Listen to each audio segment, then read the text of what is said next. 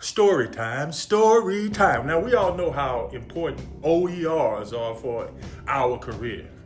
So, the Commanding General had a policy that he counseled all the people he was senior rating. He would counsel us. And I was the deputy command chaplain at First Corps.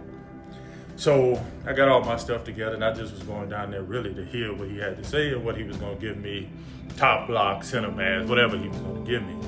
And after he finished, to my surprise, he said, "Is it anything you'd like to add before I show you what you're getting?" I said, "Yes, sir. I'd like to add that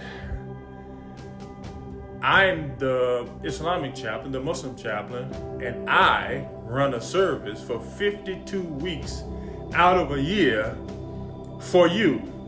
No shade to my other colleagues, but I do this in addition to my duties as the deputy command chaplain. I don't have help like my other esteemed colleagues. There's only 5 of us in the Army." And so I said, "Sir, if I could ask you, I want to tell you a story about the Islamic community." I said, "They don't really feel like they're part of the team." I said, "I'm going to tell you a story about a young man, specialist, PhD." And I said, "This young man came to the service for the first time because he was really afraid to come because he didn't want any discrimination. And so he heard me preach. And he said his life changed. He said from that day forward, he wants to be a Muslim chaplain. He said, I want to help the Army and the Muslim soldiers." So he said he went back to his unit, sir. And he was so excited, he told his platoon sergeant.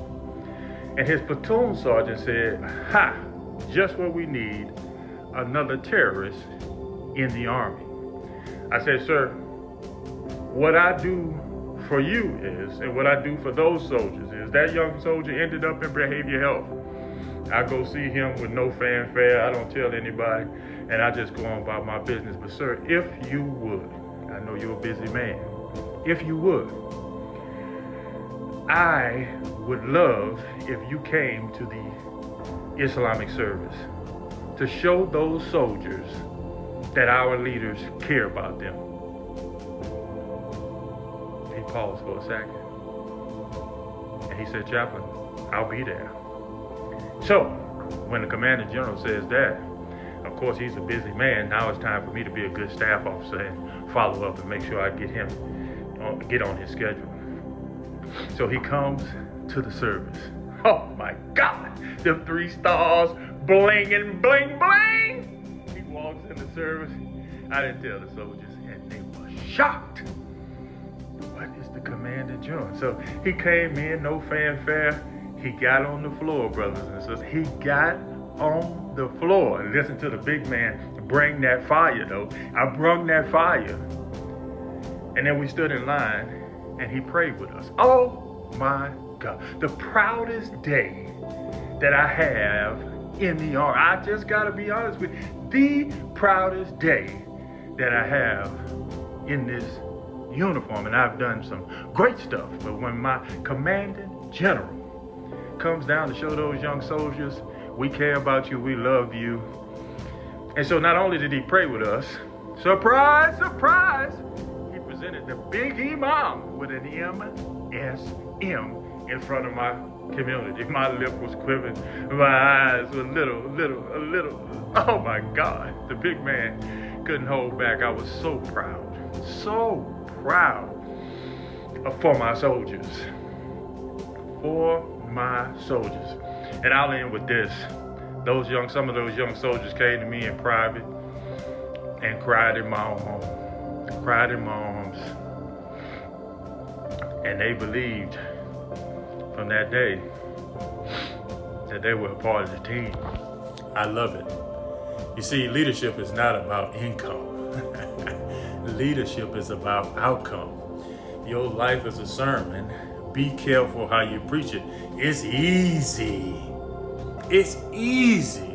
to take care of the people who look like you, who think like you, who even worship like you. But what about those soldiers in your formation? That none of those things are synonymous. None of those things are congruent. You see, that's real leadership. I will love him for the rest of my life. I will love what he did for those Muslim soldiers for the rest of my life. And I too will always model that type of behavior. You see, I don't care what you believe. I believe in you.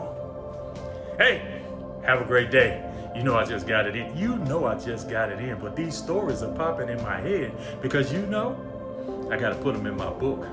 Coming out October 2026. Woo! Stay tuned, baby. Let Yusuf Pack say amen.